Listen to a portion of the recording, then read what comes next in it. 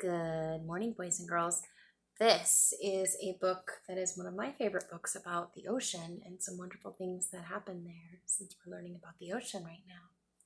This is called Baby Honu's Incredible Journey, and it's a very special book to me because I got it on one of my trips to Hawaii to visit my sister when she used to live there.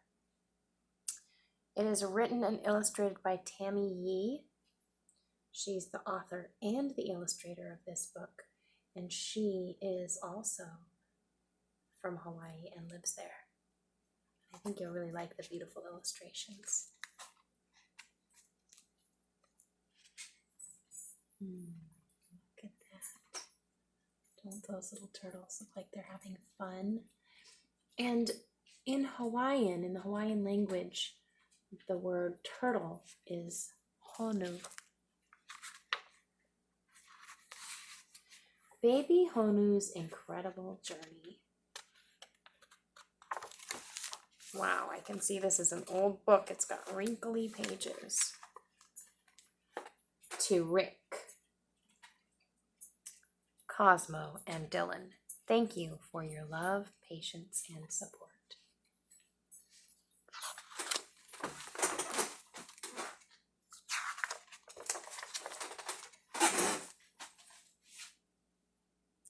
One warm August night, beneath a full summer moon, Mother Honu came ashore. She searched the beach and found a bright patch of sand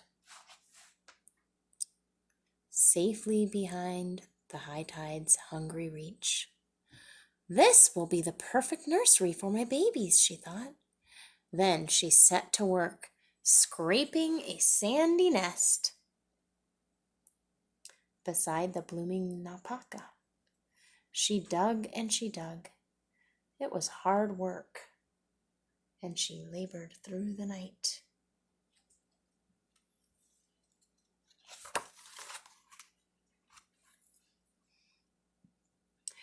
When the nest was deep enough, Mother Honu laid her eggs. Into the hole they gently tumbled, 100 eggs in all. When she was finished, she lovingly covered her clutch with sand. Then she carefully smoothed the sand over with her thick, wide, flat belly. With her babies safely hidden, Mother Honu crawled back to the ocean's shore. "Goodbye, little ones," she whispered softly as she slipped beneath the waves.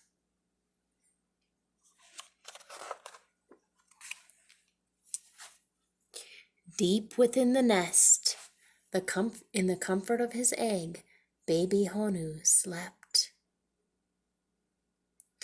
And as he slept, he dreamed. He had wonderful dreams, magical dreams, of splendid creatures afloat in starry seas. Baby Honu grew and grew. One evening, Baby Honu was wakened by a busy stirring within the nest. All around him, his brothers and sisters were pushing and stretching. The little turtles poked and prodded and kicked and shoved at one another.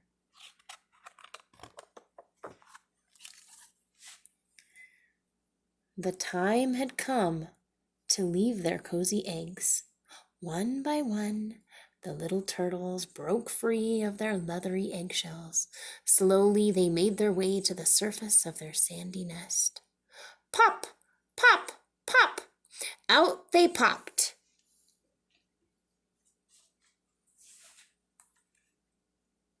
Out into the big, wide world. Baby Honu looked about.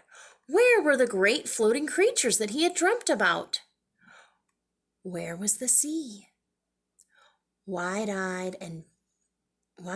he dilly-dallied beneath the naupaka as his brothers and sisters raced toward the moonlit water. And this is the naupaka. By the time he ventured out onto the beach, the moon had begun to set. Dawn was coming. Baby Honu hurried, his flippers flapping clumsily in the sand.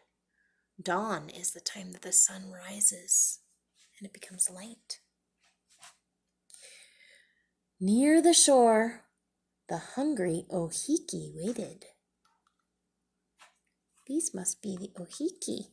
We call them crabs. They crouched on spindly legs, guarding the entrances to their burrows with their terrible claws. Patiently, they waited as the baby turtles approached. I think they want to eat the baby turtles. As baby Honu scampered toward the sea, a huge ohiki burst from its burrow and chased after him.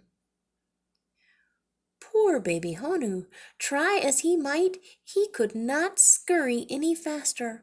Ohiki came nearer and nearer, his angry claw snapping wildly in the air. Just then, baby Honu stumbled over a strand of pohuehui. Pohuehui. Yeah, I think that's pohuehui. It's in a different language, so sometimes the words are hard for me to pronounce.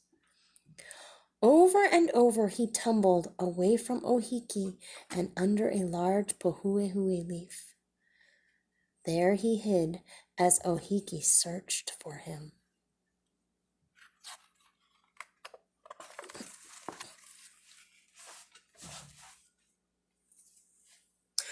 Ohiki searched and searched, but could not find the little turtle. The large crab returned to his burrow to wait for easier prey. For now, baby Honu was safe. Baby Honu cowered beneath the leaf. In his egg, he was safe and warm. In his egg, there were no terrible crabs waiting to gobble him up. Where was the sea that his dreams had promised? He's not safe in his egg anymore, is he? In the shade of the pohuehui, cradled by cool green leaves and lavender blossoms, baby Honu thought about returning to his egg and going back to sleep. Instead, he felt soft prodding at his side. It was his sister. "Hurry! We must go to the sea," she whispered. "But I can't," cried baby Honu, covering his head with his flippers. He was so afraid. How could he ever leave the safety of the pohuehui? "Come with me," said his sister tenderly. "We'll be safe in the sea. We can go together." And together, they crawled out from beneath the leaf. Oh, look at all the little turtles. And hurried after their brothers and sisters as they dashed toward the waiting sea. Ooh. A seal and a bird. Suddenly, a large shadow swept over baby Honu. Out from the sky plunged a large iwa, his magnificent black wings blocking out the early morning sun. "Got you!" screeched Iwa as he snatched the little turtle in his claws. Baby Honu's sister watched fearfully as he was carried up and away. Up and away from the beach. Up and away from his brothers and sisters. Baby Honu could feel the rush of air from Iwa's powerful wings as he was carried higher and higher.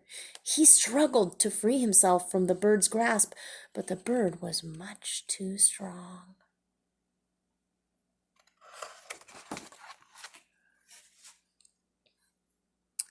Iwa soared high above the beach and out over the ocean. The giant bird was just about to gulp him down when a large red-footed booby swooped by, his belly full of fish.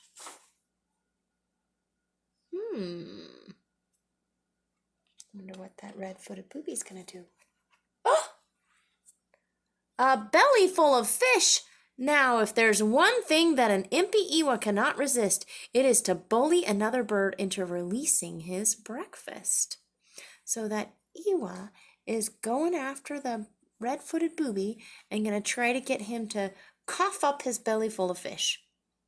Suddenly, baby Honu did not look so tasty after all. Iwa dropped the little turtle and with a loud whoop flapped after the booby. Baby Honu fell through the air down to the sea. Wildly he flapped his flippers, but still he fell. Down, down, down he plummeted. Plop!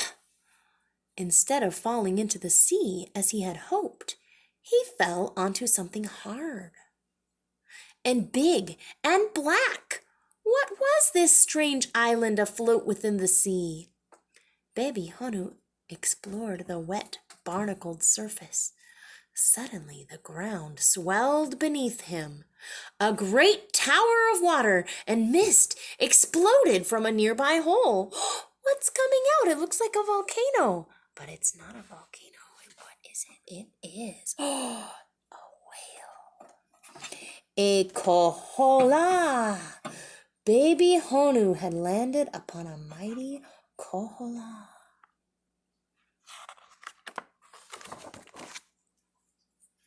The noble giant swam on, oblivious to its tiny passenger.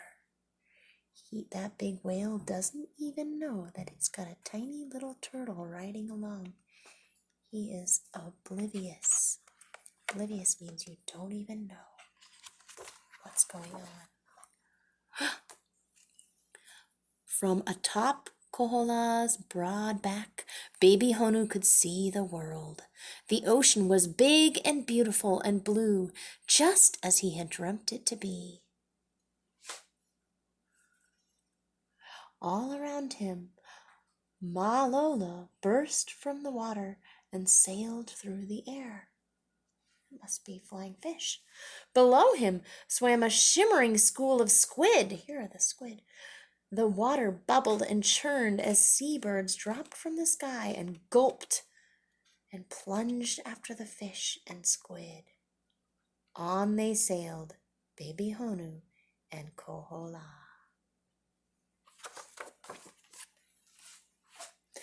Finally, Kohola dove beneath the waves. Baby Honu watched as the majestic whale descended into the depths. Kohola had let him off in a gentle ocean current. Ghostly jellyfish and tangled seaweed drifted by. Ahead of him, baby Honu could see tiny specks afloat within the current. As he swam nearer, he could see that the tiny specks were tiny sea turtles. His family! Baby Honu had finally found his family. Baby Honu's sister eagerly swam up to him and gave him a great big turtle hug. Soon he was surrounded by joyous little turtles, playfully diving, twisting, and circling about him. Baby Honu's incredible journey was over. He was once again with his brothers and sisters in the safety of the open sea. The ocean and its great creatures were every bit as wondrous as he had dreamed them to be. And that is the end of the story. This just has pictures of all of the different animals in the sea and plants. And this is called a glossary. And in a glossary, we've talked about this before in class. A glossary has different words that you probably didn't know before. See the words with dark letters? The Honu is the turtle. The Pacific green sea turtle is a threatened marine turtle that breeds and nests in the remote northwestern Hawaiian Islands. These gentle giants can grow up to 4 feet long. That's taller than you. And weigh up to 400 pounds. That's more than probably 2 daddies put together. They can be seen swimming gracefully near the shoreline, grazing on seaweed. And this word is iwa. The Hawaiians call the great frigate bird, Iwa, which means thief. Iwa often bully their other birds into releasing their catch. They're little bullies. They make them throw up their lunch, which is what the Iwa, and then the Iwa steals the catch all its own. Iwa are superb flyers. They soar majestically over coastal waters and can be recognized by their long, slender wings and forked tails. And there's a shadow picture of the Iwa. You can see its wings. Kohola, that's this one. Humpback whales arrive in Hawaii each winter to mate and calve. That's when they have babies, the calves. We call baby cows calves too. Baby cows and baby whales are called calves. And they return to Alaska each summer to feed on krill and small schooling fish. Mothers and calves can sometimes be seen playfully jumping and rolling in deep waters off Molokai, Lanai, Kahoolawe, and Maui. Those are islands in Hawaii. Now this is the malolo, which is a flying fish. The naupaka, a hardy coastal shrub common on Hawaiian beaches. It's a little plant. Ohiki, which is the ghost crab. Pohuehue, which is the seaside morning glory flower and plant. Those are all of the Hawaiian names for the plants and animals in this book. What an amazing story. And there's baby Honu in the ocean with his family. I just love this book because it tells me about a life in a place that's different from where I live. The life in the ocean. I hope you enjoyed that book too, boys and girls. And I will see you again soon with another story.